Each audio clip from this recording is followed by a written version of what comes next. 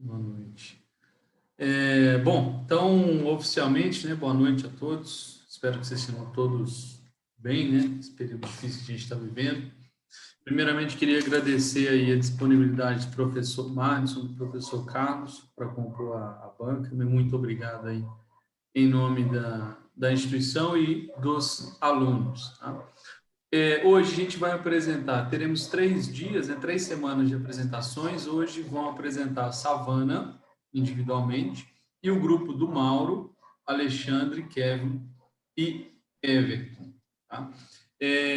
Vou explicar aqui como é que vai funcionar, né, para os professores e também para os alunos. O tempo de apresentação, ele vai variar aí, a gente combinou, né, combinei com os alunos, entre 15 a 20 minutos, e aí a gente vai ter em sequência o tempo de arguição dos professores. Eu não estabeleci esse tempo de arguição, porque eu acho que naturalmente vai ser um tempo bem tranquilo, temos só 2 apresentações, então a gente vai ter tempo para discutir aí. Em relação à distribuição dos pontos, né, distribuição dos pontos. Eu passei uma ficha, né, de avaliação para os professores, e esses pontos, eles serão distribuídos da seguinte forma, né, qualidade do trabalho escrito, que também passei para esses professores, qualidade da apresentação digital, qualidade da apresentação oral de vocês, o domínio sobre o tema, né, e sobre o trabalho de vocês, e também o preparo na arguição. Tá? E aí os professores eles vão avaliar vocês de 0 a 100. A média entre as avaliações dos 2 professores vai ser a nota final de vocês. Ok? Vou lembrar também para os professores e para os alunos que as notas elas são individuais, elas podem ser individuais. Então, eu posso ter ali 3 alunos, eu posso avaliar um aluno, cada um desses 3 com notas diferentes, ou fica a critério de vocês, se vocês quiserem avaliar o grupo, né? Vou dar essa nota para todo mundo. Tudo bem, mas pode ser individual também. Essas apresentações são abertas ao público, mas sem manifestação do mesmo. Vou pedir que os alunos que estejam apresentando liguem as suas câmeras, tá? E vou pedir que aqueles que não estiverem apresentando fiquem com a câmera e também o áudio desligados, beleza? Pessoal, aqui, invariavelmente, os professores vão realizar algumas críticas, mas podem ter certeza que todas essas críticas são construtivas, né? Para que vocês tenham um ganho maior, né? São críticas para auxiliar vocês que estão prestes aí a entrar no mercado de trabalho, tá? Então, acontecerão aqui apenas críticas construtivas. E uma coisa muito importante também, para finalizar, e a Savana ali que está quase morrendo de ansiedade de começar, eu tô, pessoal, o resultado a nota, né, da banca, o resultado não é mutável. A banca é soberana na avaliação. Tá? Então, a banca e a decisão da banca, eles são soberanos. Uma vez que a banca estabelece a sua decisão, a sua nota, essa decisão é soberana e não pode ser mudada e não será mudada. Certo? Savana, fique à vontade. Beleza. Boa apresentação e a gente se fala daqui a pouco, tá? Você tem 15 a 20 minutos.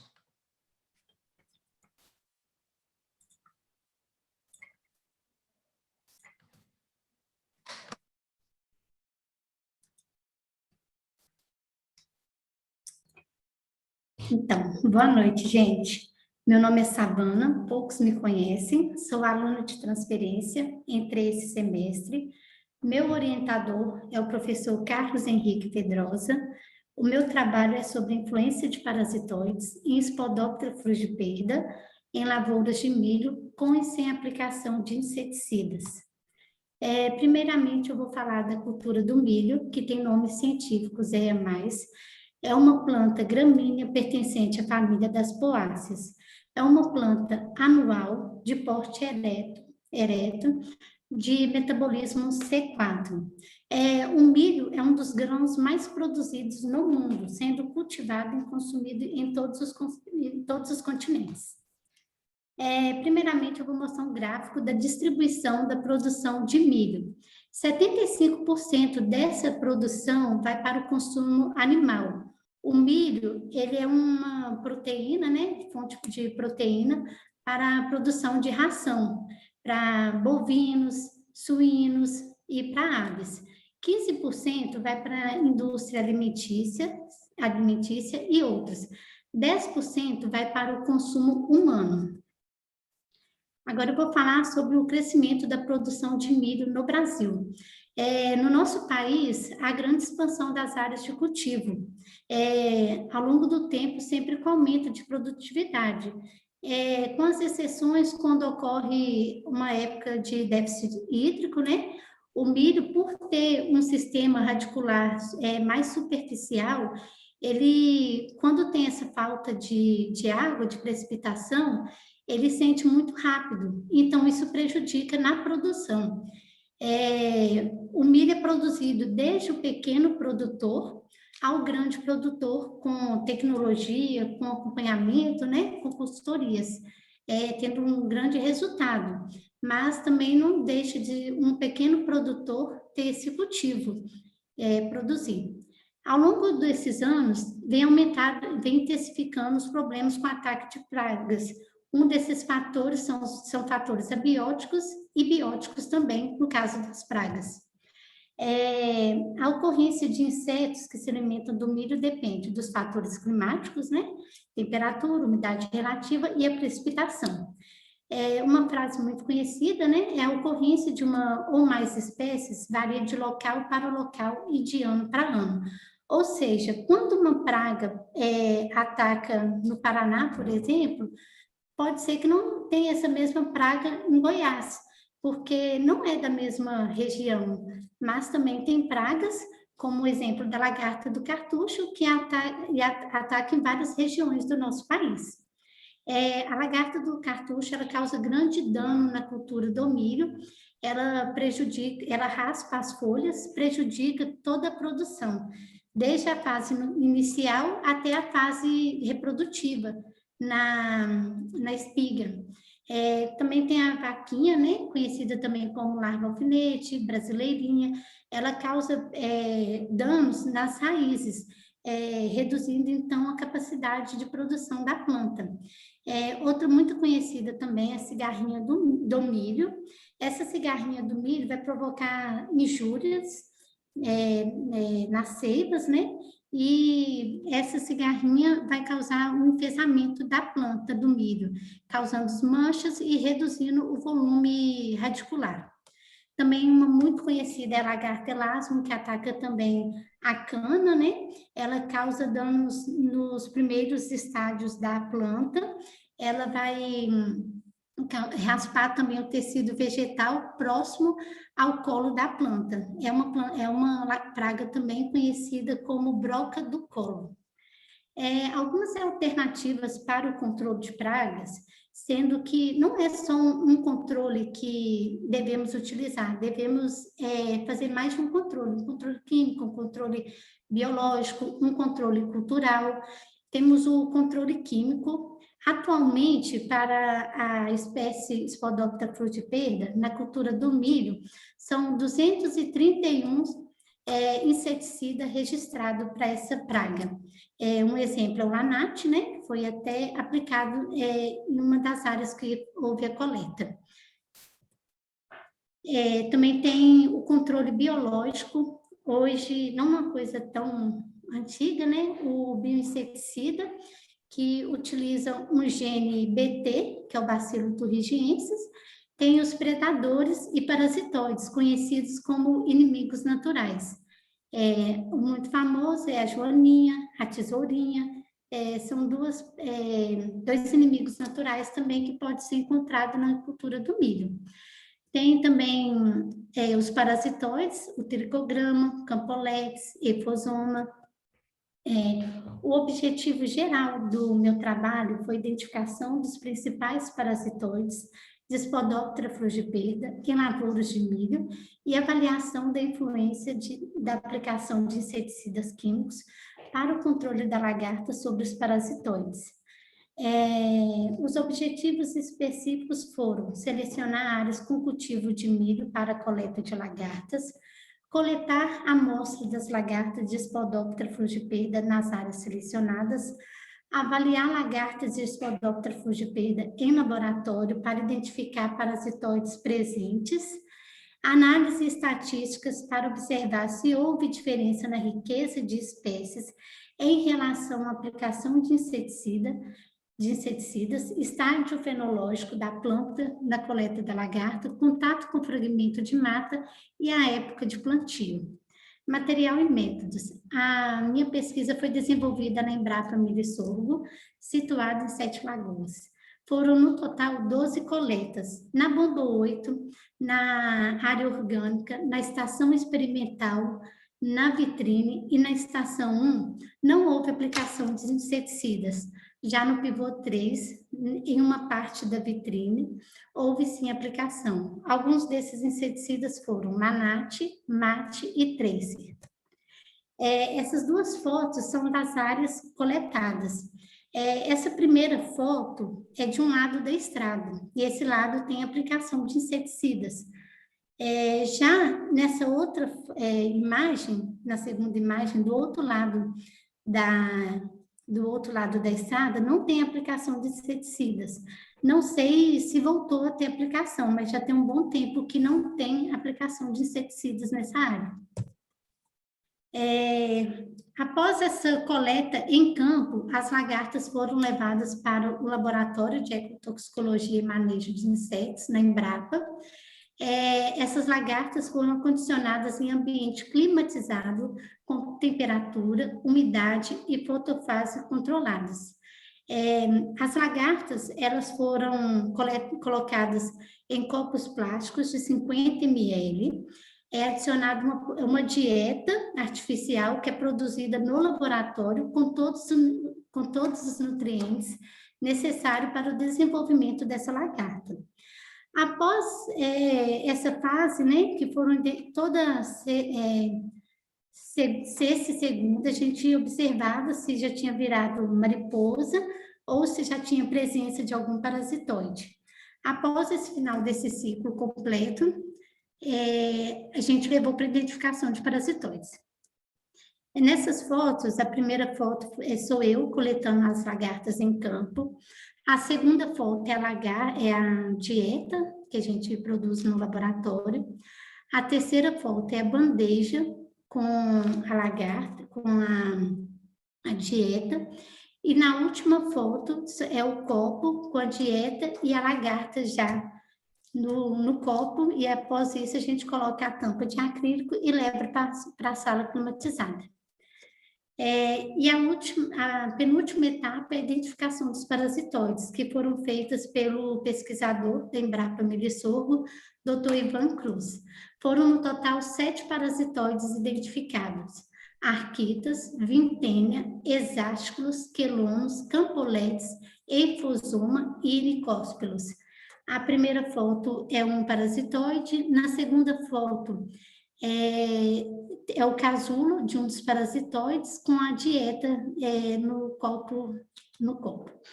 E a última foto tem mais de um parasitoide que a gente ia coletando e colocando no álcool para levar depois para identificação. E a última etapa do material e métodos foi a análise estatística. Foi utilizado o teste T com nível de significância de 5%, e para algumas análises foi utilizado o teste Q² de pessoa. Resultados de discussão. A variável riqueza de espécies. Avaliamos, então, riqueza de espécies quanto ao efeito de inseticida, estágio fenológico da cultura, fragmento de mata e época de plantio. Não foi significativo para nenhum dos fatores que avaliamos. Uma coisa que a gente observou, né, que é um dos fatores que a gente ligou a esse resultado, foi que cada espécie tem tem a época certa para poder ter suas atividades. E pode ser que isso influenciou nesse nosso resultado.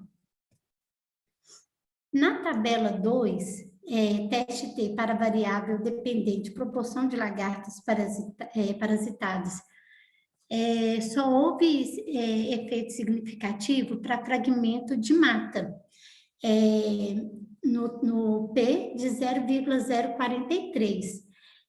Um desses motivos que a gente concluiu é que pode surgir ou não parasitoides nessa próxima ao fragmento de mata, ou não. Na tabela 3, observamos frequência de parasitoides com e sem aplicação de inseticidas.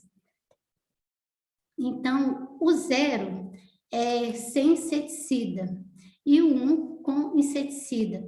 Foi observado, então, 52,65% de parasitoides nessas áreas sem inseticida e com inseticidas de 7,36%.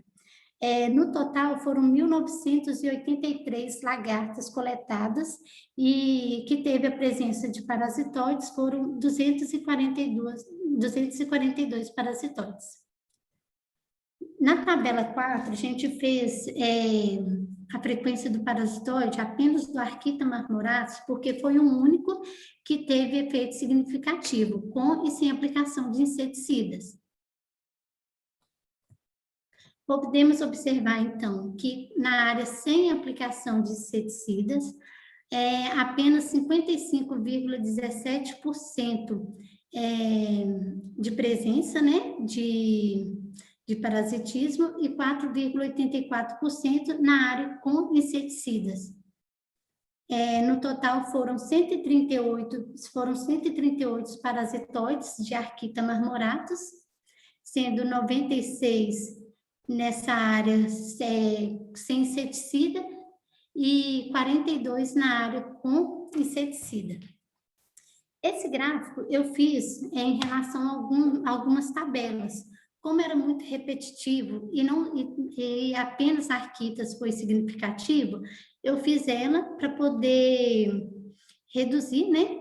E aqui já tem um resultado significativo para todas, para poder explicar. Vintênia teve apenas 39 apenas espécies, né? Hexásculos teve 9, quelonos 7, 31 tampoletes e 13 efozones. E essa parte, as colunas maiores, foram das lagartas não parasitadas. Análise de relação de parasitismo e estágio fenológico. Podemos observar que no estágio fenológico vegetativo, houve maior presença de lagartas parasitadas, sendo 70,85% dessas lagartas e 8,72% nessas 8,72% não parasitadas com inseticidas.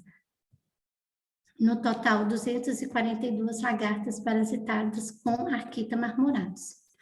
Na tabela 11, fizemos frequência de Arquita marmoratus em relação ao estágio fenológico, devido ao motivo que foi o único que teve efeito significativo. Também no estágio vegetativo, apresentou maior número de parasitoides, sendo encontrado 84 parasitoides no total, e no estágio reprodutivo, 54 parasitoides. No total, foram 138 parasitoides encontrados. A minha conclusão: a espécie de parasitoide Arquita marmoratus apresentou a maior abundância e demonstrou redução significativa nas áreas em que houve aplicação de inseticidas. As espécies de parasitoides Vintênia, Hexásculos, Campoletes e Eifosoma não tiveram sua frequência ou parasitismo afetado pelo uso do método químico de controle da Spodoptera frugiperda. Desse modo, pode ser possível empregar os inimigos naturais na redução da população de Spodoptera frugiperda simultaneamente ao controle químico. E, por fim, o estágio vegetativo na cultura do milho influenciou na frequência de observações de todas as espécies de inimigos naturais, por apresentar também maior população de Spodoptera frugiperda.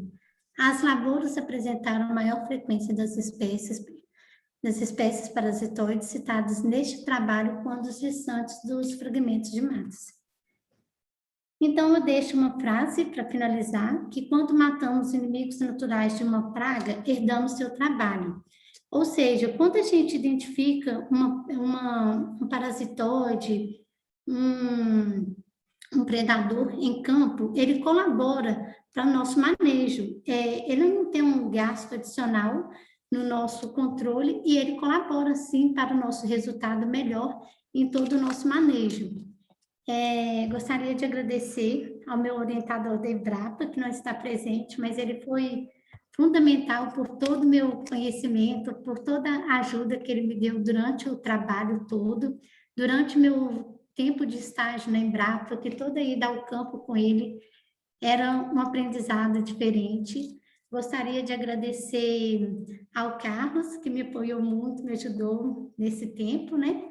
Tirando minhas dúvidas, melhorando o meu trabalho. Agradeço também ao Guilherme, que colaborou, ajudou a melhorar a formatação, tirou as dúvidas para melhor apresentação. Agradeço a todos presentes. Obrigada. Beleza, Savana. 16 minutos e quase 17 minutos. Vou passar a palavra para os professores. O seu orientador, né, ele não está aqui, mas como está gravando, ele pode ter oportunidade de ver depois. Com certeza. O seu agradecimento aí. Professor Carlos e Márcio, vocês querem alguém quer começar, alguém quer terminar, ou posso ir por ordem alfabética? Savana, meus parabéns. Obrigada. Muito Parabéns, bacana o seu Savana, trabalho. parabéns pela apresentação. Maninho, pode continuar. Quer que eu fale primeiro, Carlos? Ou você fala depois? Tanto faz.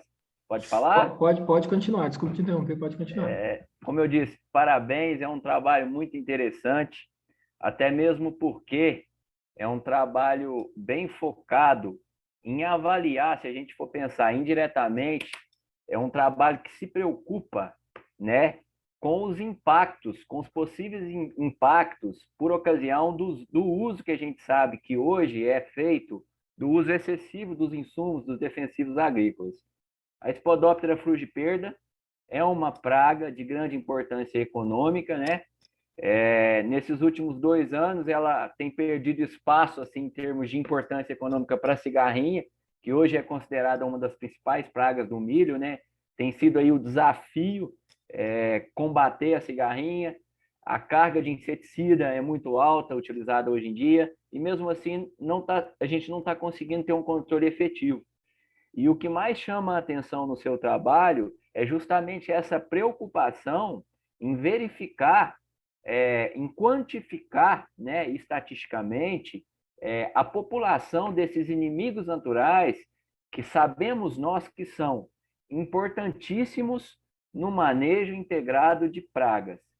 E para a gente ter um bom controle, a gente não tem que pensar só no controle químico, a gente tem que saber avaliar até que ponto o controle químico realmente está funcionando e o que a gente tem de ferramentas para poder associar. É isso que faz o MIP, que é o manejo integrado de pragas. Então, diferentemente de outros trabalhos que são avaliados o efeito da aplicação de um novo inseticida no combate da lagarta, o seu trabalho justamente, o interessante dele é justamente isso, avaliar o impacto, né, nesses parasitoides, ou seja, até que ponto, né, realmente está ou não existindo esse equilíbrio biológico que a gente sabe que é fundamental para a sustentabilidade, né? Então, isso é muito interessante, é o que me chamou bem a atenção aí no seu trabalho. Eu queria saber de você, Savana, com relação à aplicação desses inseticidas, só para me entender um pouco melhor, qual que foi o time da aplicação e em relação ao time de coleta dessas lagartas. Isso que não ficou muito claro para mim, eu não consegui correlacionar. Quanto que foi pulverizado? vamos supor, aplicação de um inseticida metonil em estágio V4. Quando que foi que você coletou essas lagartas? Entendeu? Porque a gente sabe que existe a questão do residual, isso aí influencia muito. O ajuste da metodologia, isso aí que eu não entendi muito bem. Você poderia me explicar um pouco melhor sobre isso? Claro. Então, é o seguinte, essas áreas coletadas foram áreas aleatórias. A gente marcava toda semana um dia para coletar em campo. Só que aí a gente ia na área que algum pesquisador liberava. Não eram todos que liberavam, então era onde que dava. Entendi. A gente não olhava se tinha ou não aplicação de inseticidas. De início, essas coletas de lagartas eram apenas para ter alguns parasitoides para um trabalho era, como que chamava, gente? É o Embrapa Escola. A gente fez essas coletas apenas para poder pegar as lagartas, levar para o laboratório até a fase final, para quando coletar essas lagartas, a gente poder incrustar esses parasitoides. Era para quando tem palestras na Embrapa, a gente poder levar e a pessoa conhecer esses parasitoides. Então, Entendi. não foi primordial isso. Só que aí, Entendi. com essas coletas, uma das pesquisadoras falou assim, fez uma tabelinha para mim e falou assim, vai preenchendo isso, no final a gente vai ver o que dá. E aí eu fui fazendo, acompanhando toda semana, sexta e segunda, né? E aí, no final, que ela falou assim, corre atrás dessas informações. Mas a gente não teve acesso à época que foi utilizado o inseticida, se influenciou ou não, né? Em qual fase foi utilizado, em qual estágio. A gente só ficava sabendo se teve aplicação ou não e quantas aplicações teve. Entendi. Então, não existiu uma metodologia, eu vou aplicar num período, no Não. momento fenológico da cultura, e vou fazer a coleta para avaliar se realmente o inseticida deixou um residual e prejudicou o parasitoide. Não teve uma metodologia nesse sentido. Não foi Ah, com o não, então, intuito de diminuir ou não os parasitoides. entendi. Então, assim, cabe um trabalho, né? Correlacionando justamente isso, né? Às vezes, não estou falando que o seu ficou ruim ou incompleto de forma alguma. Estou falando assim que cabe um trabalho, por exemplo, eu vou fazer um teste onde eu vou aplicar um metonil, né? Eu vou usar um Lanat lá ou um outro inseticida qualquer, no momento X da cultura e vou coletar para ver, né, até que ponto aquele residual influenciou, né, no desenvolvimento desses parasitoides aí, que são os inimigos naturais importantes aí para a lagarta Spadopera fujiperca, né, no manejo dela. Mas com relação à sua apresentação, foi muito bacana, você usou boas ilustrações, né, abriu bem o trabalho, introduziu bem. Uma pergunta, na introdução você falou o milho é uma planta C4. O que é para você, se eu te perguntar assim, qual que é a diferença de uma planta C3 para uma planta C4? Então, vai ser em relação ao metabolismo, né, da planta, referente ao C3 e C4, e da capacidade de armazenamento de energia. Sim, em termos de fotossíntese líquida, né? Isso. Uma planta Uhum. C4, ela, por ter a capacidade de ficar com os estômatos abertos por mais tempo ali, vamos dizer assim, os estômatos se abrirem mais, o fato deles estarem abertos, o CO2 está entrando na folha, a enzima rubisco está captando lá o CO2 e está conseguindo ali, vamos dizer assim, fazer uma fotossíntese líquida maior. O que seria essa fotossíntese líquida? Seria a energia excedente que a folha consegue produzir e mobilizar pelo floema para outras partes, né, para o desenvolvimento aí da planta. Então, a planta C3 se difere da planta C4, de cara a gente pensa na questão da fotossíntese. Então, assim, quando a gente expõe numa apresentação, uma dica só, não uma crítica, né, uma dica, uma planta C4, dá um apanhadozinho, o que é uma planta C4 e o que é uma planta C3. Vou até dar um exemplo. O professor Guilherme, por exemplo, ele é veterinário, não é isso, professor Guilherme? Então, você chega aí e fala uma planta C4, provavelmente ele não sabe a diferença de uma planta C4 para uma planta C3.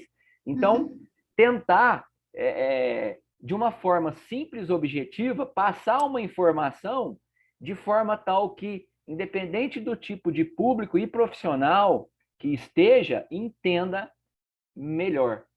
Tá bom? Uhum. A sua nota vai ser atribuída com base nos parâmetros de avaliação que o professor Guilherme já alinhou com a gente. Posteriormente, eu vou estar lançando a nota. Mais uma vez, parabéns, um trabalho muito bacana. Eu gostei muito do seu trabalho, tá bom? Obrigada. Passo a palavra aí para o professor Carlos. Fique à vontade. Obrigado, mãe. Eu tenho poucas observações a fazer, né? Porque já fiz bastante, né, durante essa orientação. Então, assim, mais a respeito da apresentação, né, que quando ao trabalho a gente já havia conversado, a gente, né, já fizemos alguns ajustes e eu tirei algumas dúvidas. Eu queria parabenizá-la pela apresentação, que achei que foi bem apresentada, né? Alguns probleminhas, algumas correções, digamos assim, melhorias, melhor dizendo. A gente conseguiu melhorar bastante, né? A gente conseguiu otimizar ainda mais a apresentação que já estava boa. E eu ia te puxar a orelha, mas no finalzinho você lembrou de falar sobre o seu orientador, que eu considero, né, que é seu orientador, que foi, né, que foram os pesquisadores da Embrapa, né? Foram quem te deu todo esse suporte, né? E como você bem sabe, talvez os demais não saibam, esse trabalho já veio praticamente pronto para a gente, né? Para mim, né? Claro, para você já veio construindo ele. Então, a minha participação nele foi bem pequena mesmo, mas a título de ajuste e questões para apresentação, né? Que o trabalho já veio bem refinado, foi só bem mesmo alguns pequenos ajustes mesmo. Parabenizar Realmente. você Não. e que você passe esse parabéns também para quem te orientou na Embrapa, para quem te auxiliou. Parabéns pelo trabalho. Savana, só mais um complemento. Uma situação prática que eu vivenciei há pouco tempo, um cliente meu de horticultura, pimentão. O principal problema que ele teve no último ciclo de pimentão dele lá foi Spodoptera frugiperda. E a gente pensa, poxa, Spodoptera frugiperda é a praga-chave da cultura do milho. E olha o ponto que chegou. Ela está atacando o pimentão e causando sérios prejuízos econômicos. Daí volto a falar a questão do equilíbrio, né? O sistema está saindo do equilíbrio. E trabalhos assim vêm agregar, né, com certeza, sem dúvida alguma. Tá? E, infelizmente, muitos produtores não têm esse conhecimento da importância desses inimigos naturais. Um exemplo, onde eu trabalho, um dia desse, um cliente chegou lá procurando um inseticida para matar a joaninha. Ele quase me matou, porque eu falei, meu Deus do céu, isso é um absurdo. Eu falei, não, não mata não, pode trazer tudo para mim que eu vou jogar na minha cerola. Ô, Savana, e por incrível que pareça, eu consegui ajudar o cliente resolver o problema, no caso do pimentão, justamente com inseticida biológico. Não sei se você conhece, o Agri. Ele é à base de Bacillus thuringiensis. Então, ele usou vários outros grupos químicos fortes e não estava tendo um bom controle. Eu posicionei o Agri, a gente fez algumas aplicações, que é um biológico e funcionou muito bem, ou seja, ele foi bem superior aos inseticidas químicos que ele veio utilizando anteriormente no ciclo da cultura. Então, muita gente pensa só químico. Não é por aí. É o MIP, é o Manejo Integrado de Pragas. Bacana? Isso. Durante a minha graduação inteira, eu trabalhei apenas com agroecologia, o tempo inteiro. Aí, nos 2 últimos anos, eu comecei a trabalhar em um armazém e lá é inseticida, defensivos o dia inteiro. E o cliente não quer saber se tem que usar outros meios de controle. Ele acha que o controle químico é o único e pronto. Ele não tenta outras coisas. E, às vezes, algumas possibilidades têm resultados bons. Um exemplo, vende muito milho transgênicos, né? Só que conta no dedo quantos clientes, quantos produtores faz a área de refúgio. Acha bobagem, mas ao longo do tempo vai prejudicar essa biotecnologia que veio para ajudar e já, em algumas regiões já não tem um resultado tão bom Isso aí, Savana. devido a essa falta de Valeu. sabedoria. Bacana demais. Parabéns. Obrigada. Professor Guilherme. Beleza, beleza, Savana, parabéns. Um trabalho diferente, né? Eu já esperava que seria da forma como aconteceu. Ainda mais com um nome bonito, desse é um nome bonito dela, professor. Savana É, Gomes. diferente. Obrigada. Diferente igual o meu, professor Guilherme. Marlisson eu não conheço nenhum. Savana eu não conhecia também. É nome de pesquisador mesmo, né? Marlisson, Savana, são nome de pesquisadores mesmo. Mas o dele é mais bonito. É, Savana, olha que nome bonito. Agora, não chorou, né? é. Não chorar não passa. Bom, Não, chorar envelhece. beleza, Savana, obrigado, viu? Obrigada, gente. Bom, agora trabalho do Mauro Amaral, Alexandre Ventura, Kevin Lacerda e Everton Garcia, desempenho de cultivares de alface crespa sob diferentes tipos de adubação. Pessoal, fiquem à vontade aí para compartilhar a tela e iniciar o trabalho. Vocês têm 15 a 20 minutos. Que hora pode comentar agora? Pode. Calma, Maureen. Deixa eu espelhar o tanque. Ah, tá.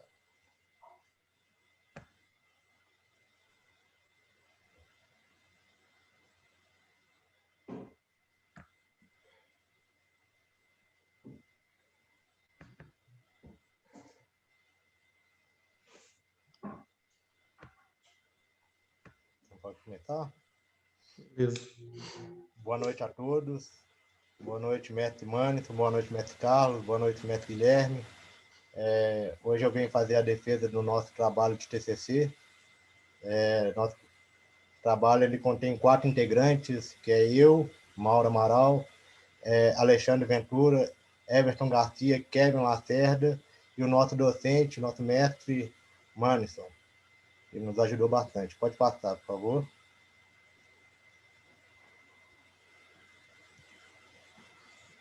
Então, o nome científico desse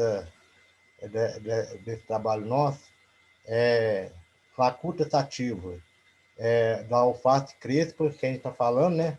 Eu nem falei na verdade, o título é Desempenho das cultivares de alface crespa sob diferentes tipos de adubação. Então, a gente está falando aí da Lacuta sativa, é um tipo de alface crespa. A produção dela é em grande escala no mercado nacional e internacional. O consumo dela é muito utilizado em patês, sucos, também tem várias coisas, bolo. Eu ouvi falar que até creme eles fazem também. Nutricionalmente, ela é uma planta que tem muita fibra, ela é boa para digestão, entendeu? Ela tem antioxidantes, ela é boa, ela tem muita vitamina A, C e E, entendeu? E cálcio e potássio. Pode passar, por favor. Então, a gente está falando de 3 tipos de alface crespa, né? Que é a Jade, Ariel e Wanda. As características delas são que são resistentes a doenças e ao transporte. O maior período de vida após colheita e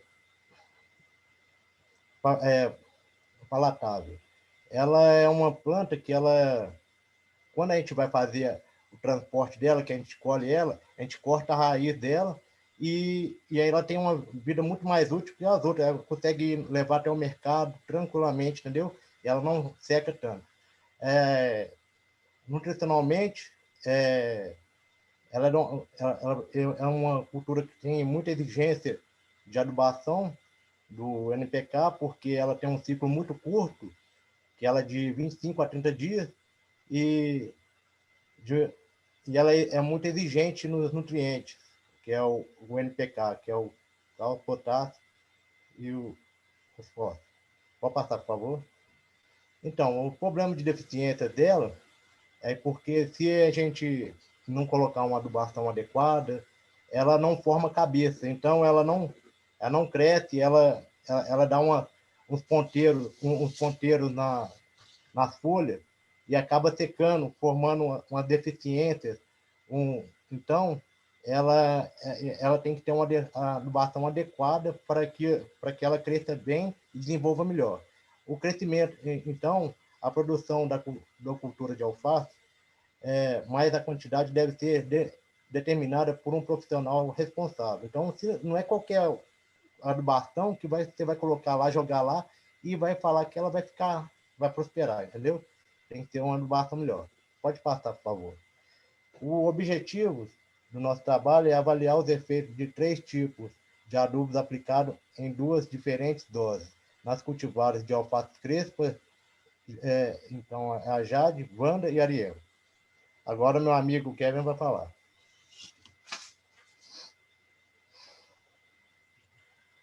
Boa noite. Bom, então aí, a alface, então, ela é da família Asteraceae, né? E ela é membro aí da Ordem das Asterales, né? Ela é uma família que tem o maior número de espécies aí entre as angiospermas.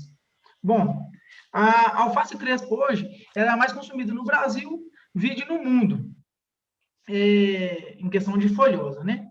Bom, hoje ela representa aí um total de 70%, né, do consumo em comparação às outras, e isso começou essa elevação aí do consumo, se deu aí a partir da década de 70, né? Devido até mesmo pela elevada instauração aí dos fast foods, né? E do pessoal mesmo querer mudar aí o seu hábito alimentar, né? Bom, até a década de 90, aí, então, a alface manteiga e a Regina, elas eram superiores, e a alface crespa começou aí a ser predominante a partir da década de 90, até mesmo pelo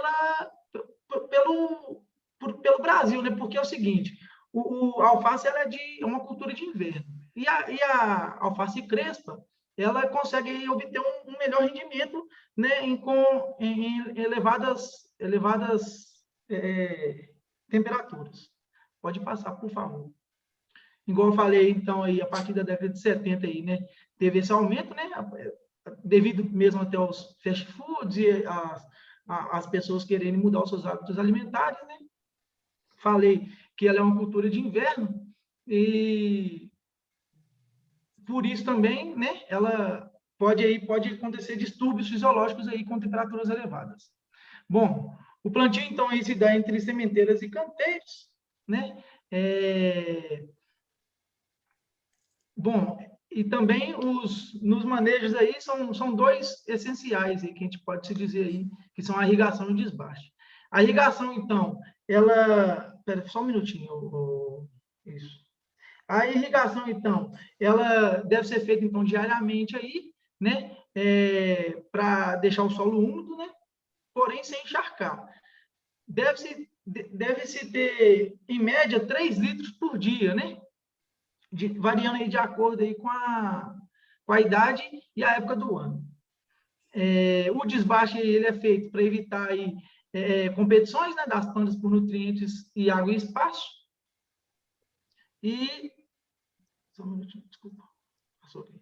E agora eu vou falar sobre aí a produtividade e sobre a adubação química. Perdão. Bom, então vamos lá.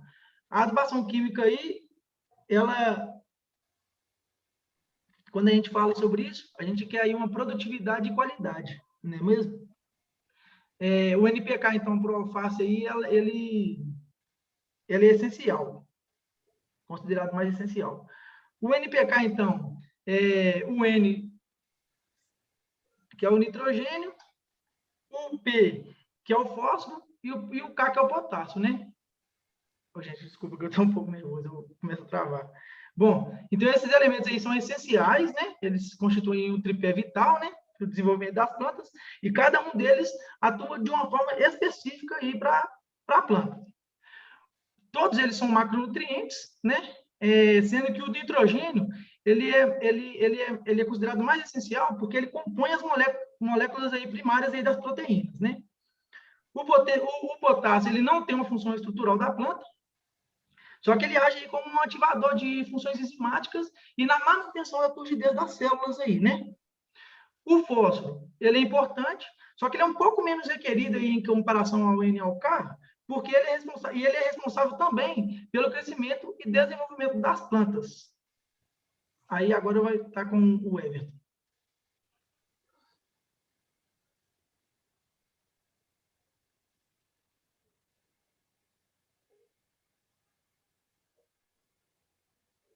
Do Alexandre.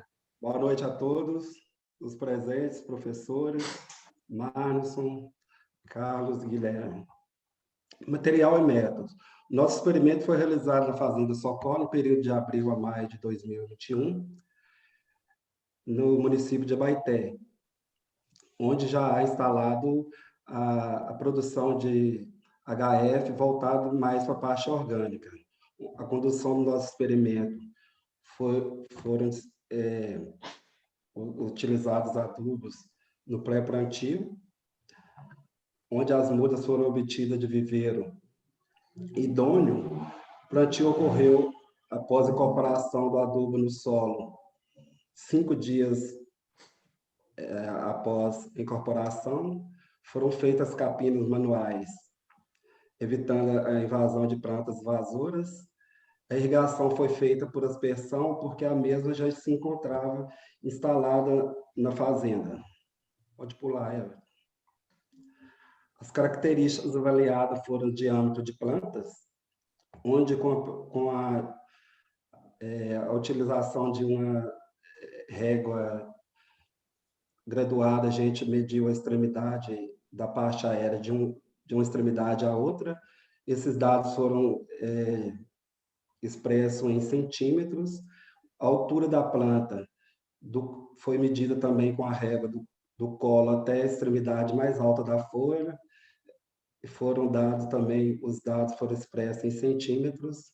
Peso de planta com raiz foram arrancadas com cuidado para não danificar a raiz e pesadas com auxílio de uma balança digital, onde os dados expressos foram em quilogramas. Peso de planta sem raiz foi arrancada a parte aérea, separada da raiz, com auxílio da balança digital, foi feito a pesagem e os resultados foram expressos em quilogramas também. Pode pular, Eva. O delineamento experimental foi em blocos casualizado e em esquema fatorial 3x2x3, ou seja, de 3 cultivares de alface, duas dosagens de adubo e 3 tipos de adubo, com 5 repetições, totalizando 18 tratamentos, com 90 unidades experimentais por blocos. Os adubos utilizados foram o NPK 414.8, 828.16 e o MAP 10.46.00, cada uma dosagem de 150 a 300 gramas. Os cultivares utilizados foram a Jade, a Ariel e a Wanda. A análise e as estatísticas. Anteriormente, foi feito o teste de Shapley-Wilk, né, onde a gente verificou se existiam as normalidades dos dados. Após isso, aí a gente deu prosseguimento com a análise de variância. E para as fontes de variância, as significativas, foram usado o teste de comparação de médias. Foi o teste Turco, 5% de significância. O Everton, uma oportunidade.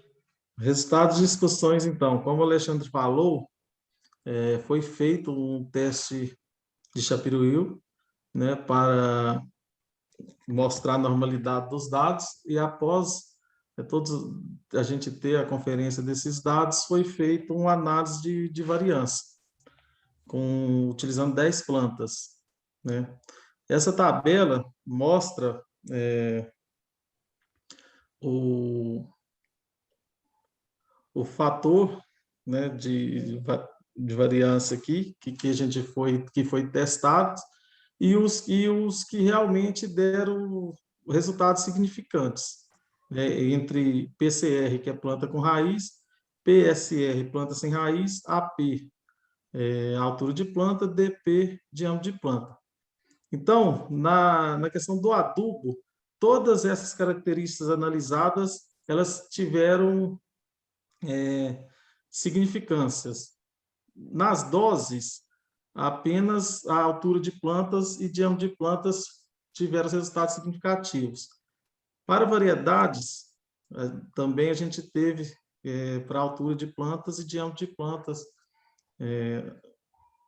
as análises significativas. No caso de adubo versus dose, todas as características avaliadas voltaram a ter dados significativos. E adubo versus variedades, apenas a altura de plantas. E adubo e dose vezes variedades, apenas a planta com raiz. Né? Adubos vezes doses vezes variedades, não houve dados significativos para a gente fazer o teste de Tukey, para a gente comparar as médias. Então, dentro da análise de variância, a gente chegou, né, aos gráficos que deram dados significativos. Como eu tinha apresentado no gráfico anterior, na tabela anterior, para adubo versus dose, para adubo, aliás, todas as características avaliadas foram significativas. Então, resumindo, adubo 1 é o 4,14,8, adubo 2, o 8,28,16, e o MAP, o adubo 3. Dose 1, 150 gramas, dose 2, 300 gramas, em suas respectivas cores. O que mostrou? A altura de planta e diâmetro de plantas, elas foram afetadas significativamente pela interação das doses e tipos de adubo. Para a altura de plantas e diâmetro de plantas, o adubo 4,14,8 e o MAP, eles exibiram comportamentos semelhantes à dose de 150 gramas, que é o que a gente pode observar aqui. Né? O 4,14,8, com a dose de 150 gramas, ele sobressaiu quanto à dose de 300 gramas. Assim, o MAP é a mesma coisa. Né? A dose de 150 gramas sobressaiu a de 300 e no diâmetro de plantas a gente pode observar os mesmos resultados.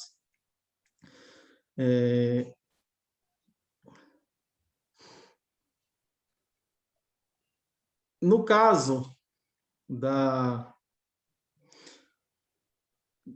no geral aqui, a gente pode observar que a gente teve uma altura de plantas e diâmetro de plantas elevado para o adubo 4,14,8 na dosagem de 150 gramas. E isso não pode nos dar garantia que o peso também vai acompanhar essa questão do tamanho da planta, que é o que nos mostra aqui, no gráfico, quando a gente tem aqui peso com raiz e peso sem raiz. A gente pode ver que o 4,14,8 a 150 gramas, ele obteve um bom desempenho de altura, mas se comparado ao peso, na dosagem de 300 gramas, ele teve um ganho melhor.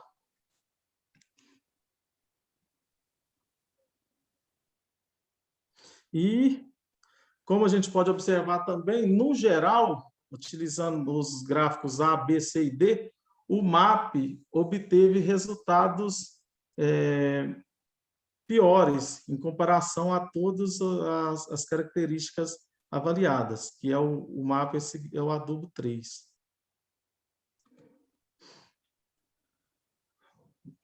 Considerando variedade vezes dose, né, que foi significativo também, a parte de peso de plantas com raiz, a gente pode observar que, no geral, as doses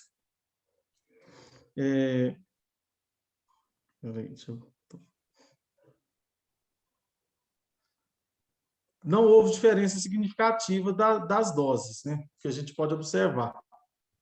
Que na variedade 1, que é a Jade, e na variedade 2, Ariel, na variedade 3, a Jade, quando a gente se compara os dados, né, mostram para a gente que entre doses e não houve resultado significativo. Mas que na questão da Ariel, a dosagem de 300 gramas, ela elevou a produção em torno de 23,13%, com a dose de 300 gramas. O outro gráfico que nos mostrou significativo foi a questão da variedade, né, versus adubo, que é a questão da altura de plantas, né? Todas apresentaram maior altura quando se testado no adubo 4,14,8 e 8,28,16, né? E as variedades Ariel e Wanda apresentaram maior altura entre todas. Então, o que podemos concluir, né, é que as doses apresentaram forte interação, né? Só que a variedade Ariel e Wanda apresentaram alturas maiores quando submetidas, igual eu falei, ao 4,14,8, 8,28,16, que também influenciaram no maior diâmetro das plantas. Então, o nosso TCC foi esse aí, tá? Obrigado. E a gente agora está aqui para atender a demanda aí de dúvidas dos senhores. Beleza. 20 minutos sem ponto, hein? Ó. Pois é, teve que até dar uma acelerada aqui, a gente fica meio perdido, não, porque os gráficos, a gente tem muita coisa para avaliar, e para a apresentação a gente tem que dar uma importância em alguns casos só, e às vezes fica meio vago, né? Faz parte, é isso aí. Professores, por favor, fique à vontade. Vou começar fazendo as considerações, depois o Maninho fecha. Acho que é mais interessante, assim, por isso que eu achei bacana deixar ele começar a fazer os comentários da apresentação anterior. Porque eu imagino que ele tenha menos tópicos a abordar também, né? Porque ele já vinha assessorando vocês. Pois bem, primeiro queria parabenizar vocês pelo trabalho, achei o trabalho interessante, achei bom o trabalho, bem executado, bem feito. Eu notei aqui em separado, né, para a apresentação de cada um, até mesmo para vocês né, melhorarem quanto à apresentação, na ordem aqui que foram falando, o Mauro apresentou bem, como todo mundo, né? Vou repetir isso aí, porque realmente todos apresentaram bem.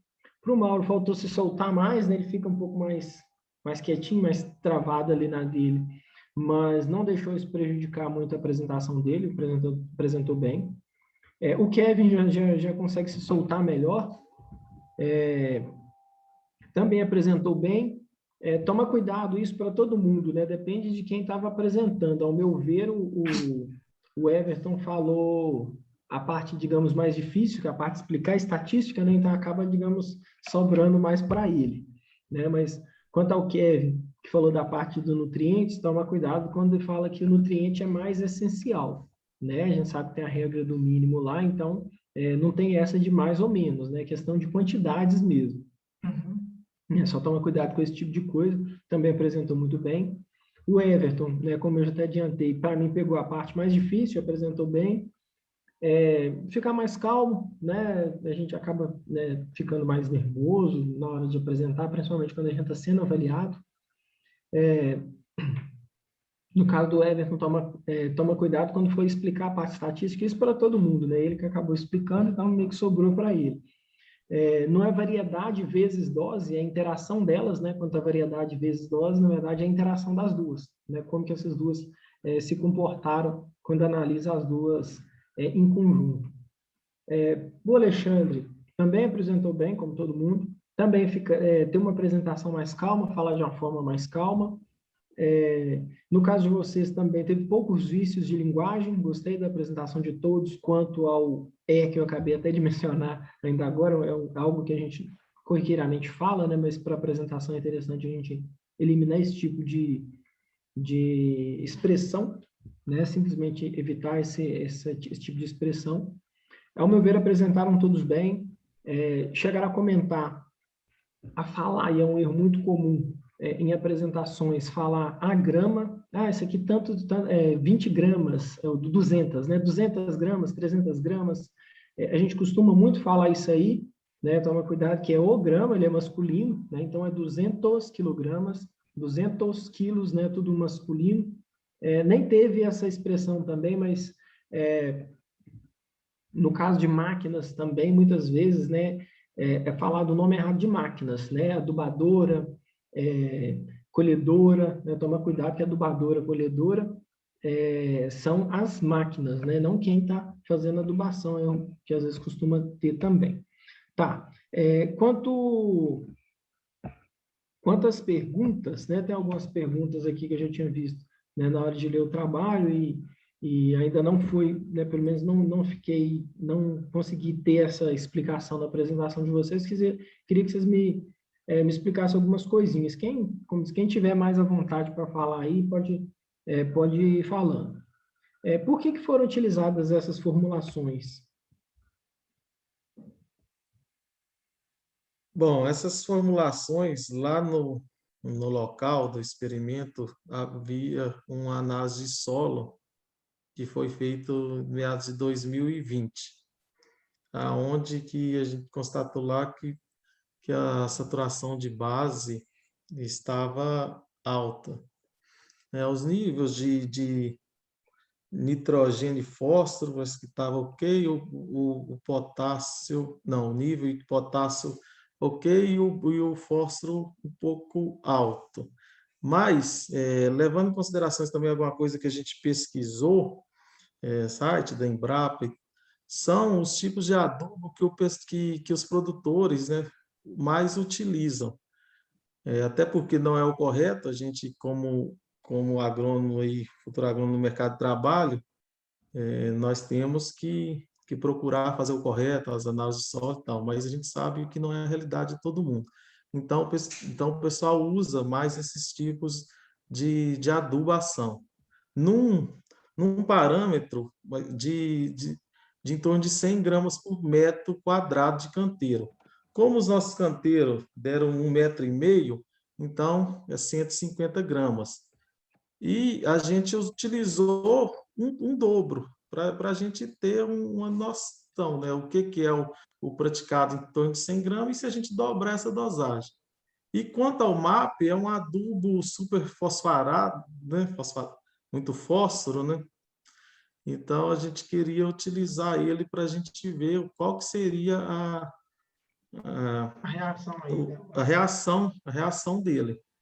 E, inclusive, como a gente pôde observar, a reação dele numa adubação em torno de 150 gramas, que é o nível mais baixo que a gente utilizou, ele não sobressaiu ao outro, mas também não houve dados muito abaixo da média, relevantes. Mas quando a gente colocou as 300 gramas, praticamente todas as características avaliadas despencaram, né? Então, isso mostrou que devido ao alto teor de fósforo do solo, mais a adubação fosfatada aí com excesso, pode ter criado uma fitotoxicidade, né, nas plantas onde houve essa perca de produtividade. Mas, assim, respondendo o porquê dos adubos, foi em torno do que eu falei lá no início.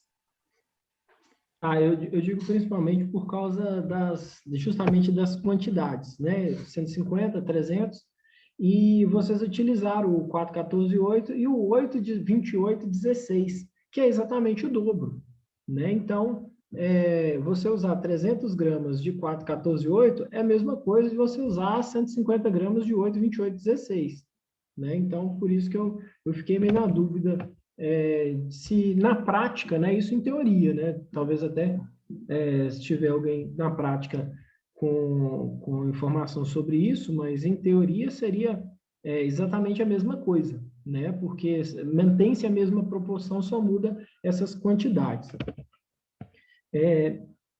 E quanto eu observei que a altura e o diâmetro de plantas foram os que mais apareceram diferenças significativas, né? Na hora que a gente olha lá na tabela, naquela primeira que vocês mostraram, né, com as fontes de variação, grau de liberdade e tudo mais, as que mais deram fatores, né, que mais apareceram significância foi justamente essa altura e o diâmetro. E não sei se consequentemente, né, por consequência, mas né, justificando, na verdade, isso, foram os que tiveram menor CV, ou seja, menor coeficiente de variação, né, traduzindo de uma forma mais simples, que tiveram uma assertividade maior, né? Vocês sabem por que tiveram se teve realmente essa relação, se é por isso, ou se a altura de plantas e diâmetro realmente é mais fácil de verificar esse aparecimento da significância?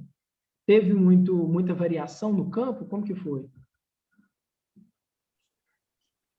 Teve um pouco de diferença, assim. A variação dela dava um pouco diferente mesmo. A gente tirava medidas com a régua, a gente via que dava uma grande diferença da MAP, entendeu? A MAP, ela estava tendo bem superior às outras alfazes, entendeu? E a gente media, levou balança de precisão, e a gente tirava a raiz, talvez não sei se o peso é por causa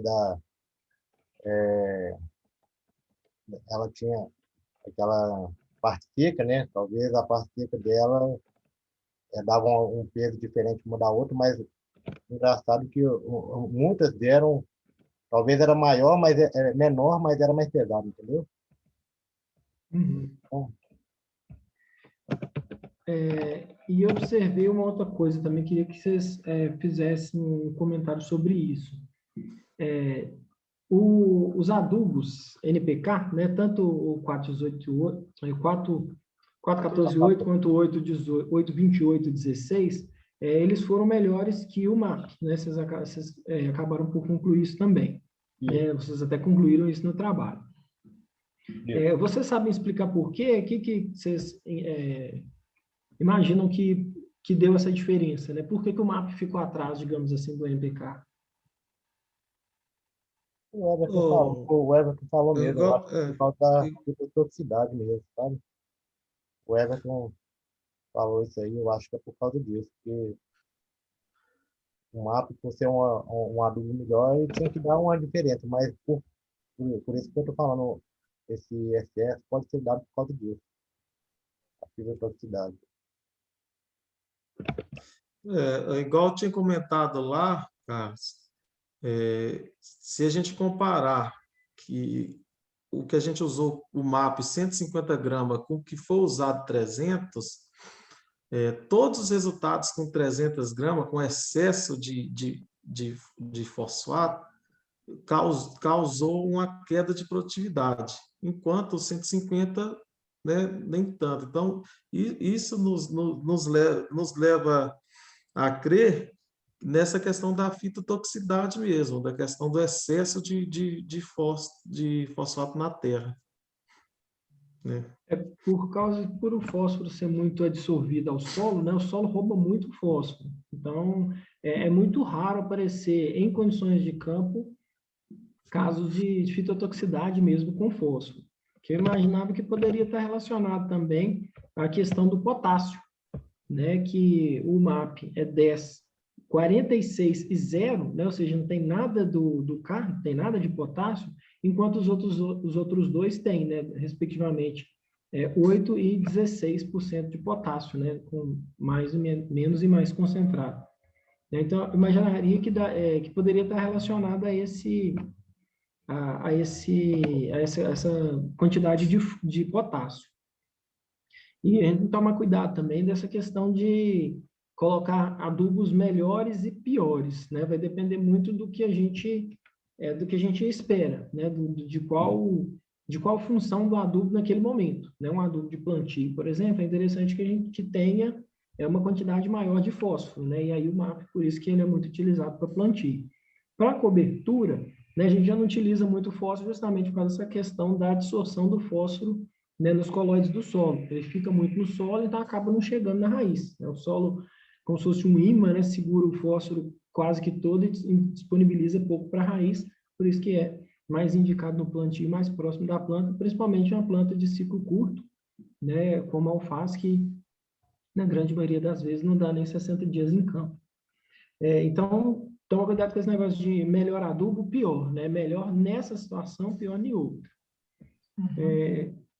Eu fecho aqui meus comentários, novamente parabenizando a todos, né? Mauro, Everton, o Kevin, o Alexandre, apresentaram muito bem, responderam bem as questões, foram muito bem orientados, né? A gente já conhece o trabalho que o Maninho faz nas orientações de TCC, ele já tem essa prática, além de toda a parte teórica, né? Isso aí resulta em trabalhos muito bons quanto esse que foi apresentado, né? Então, parabenizo de novo Mauro, Everton, Kevin e o Alexandre, e o Márcio, o Maninho aí na condução, né, na coordenação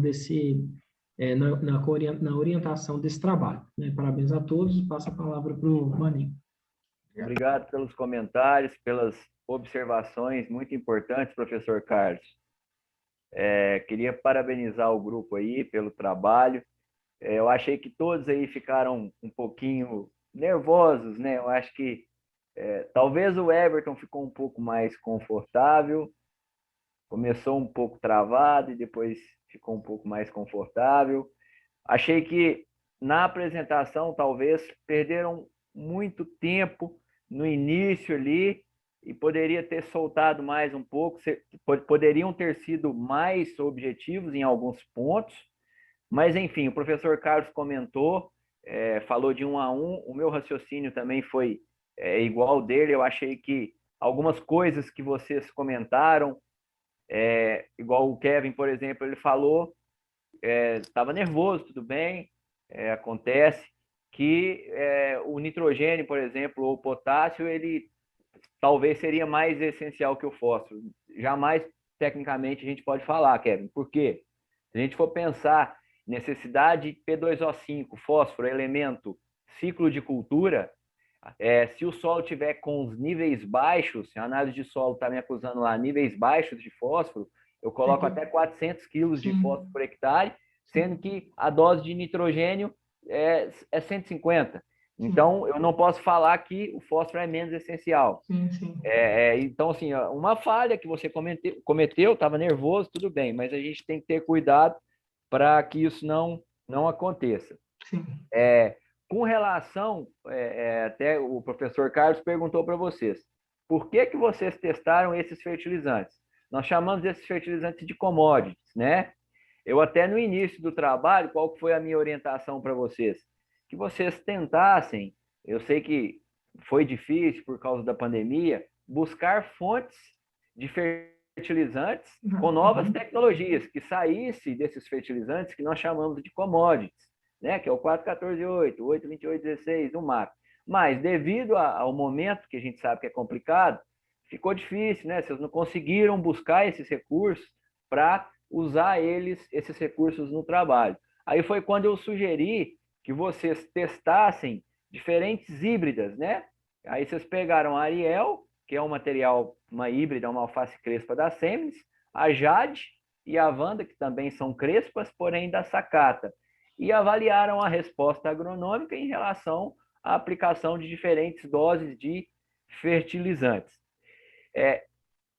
Quando vocês forem na apresentação utilizar, quando a gente, né, vamos pensar assim, nós como agrônomos, usar o termo fitotoxicidade, às vezes a gente tem que ter muito cuidado, porque existem outros termos que são mais, que vão encaixar melhor ali na apresentação, como, por exemplo, vocês poderiam concluir falando do equilíbrio nutricional.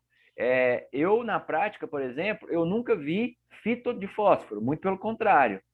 Você vê fito de nitrogênio, você vê, por exemplo, um agricultor aplicou um esterco. O esterco é uma fonte, a gente sabe que o nitrogênio chega rápido. E transplanta uma muda, por exemplo, ali, logo em cima do esterco, não espera aquele esterco curtir, o nitrogênio que é liberado, ele queima. E sim, você vê um sintoma de fito na planta. No caso aí do experimento de vocês, eu acredito que vocês não notaram um sintoma de fitotoxicidade. Então, a dica é, a gente tem que ter cuidado com a utilização desse termo de fitotoxicidade. Então, vocês deveriam ter concluído, né, com o termo equilíbrio nutricional, né, que foi o que gerou esses resultados, esses distintos resultados, né, com relação às doses de fertilizantes, né, dessas commodities que foram utilizadas aí.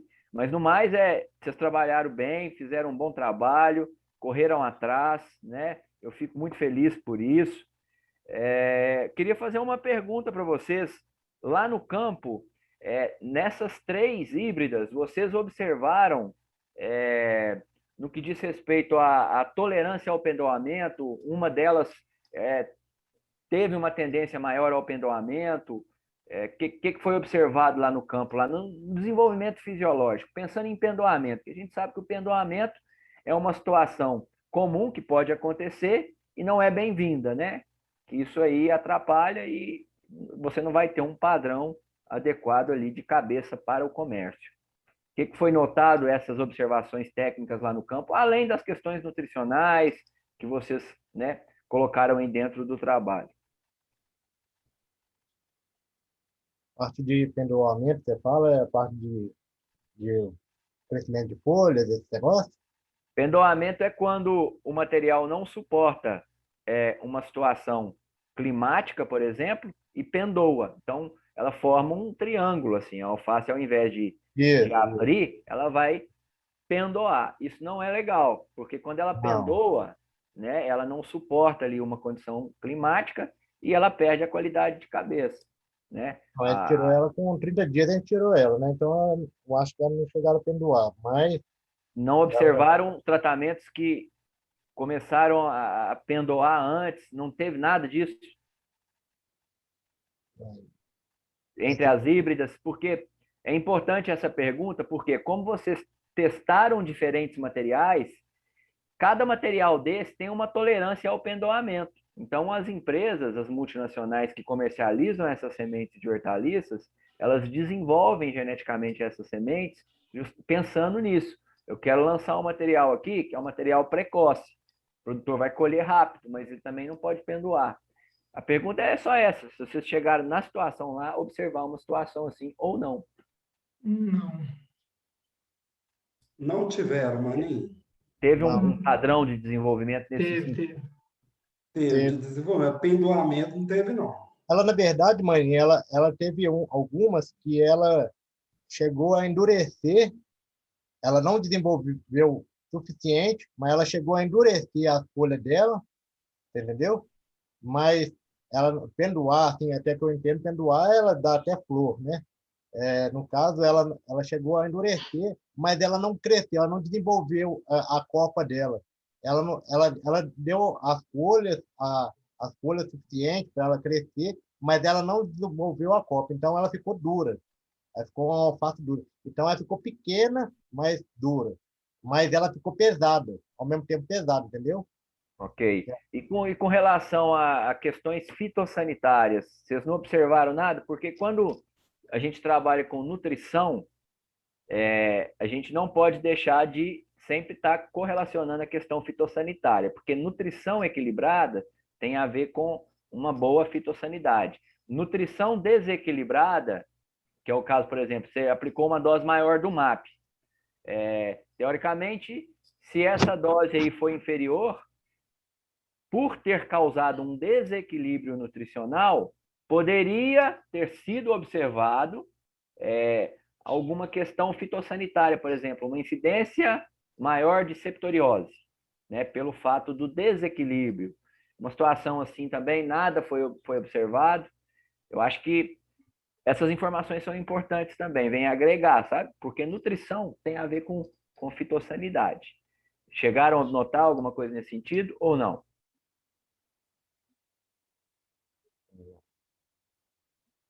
Não. Essa oportunidade eu não notou, não. Certo. Fica aí a dica, então, para, né, a gente tem que ter o olho clínico, né? Vocês agora estão chegando aí no final do curso, futuros engenheiros agrônomos, se Deus quiser. A gente tem que ter olho clínico para tudo.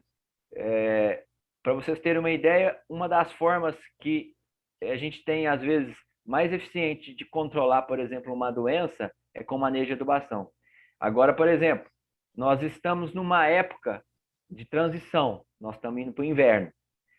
Nós temos, por exemplo, vou pegar um exemplo aqui, a requeima, a fitóftora.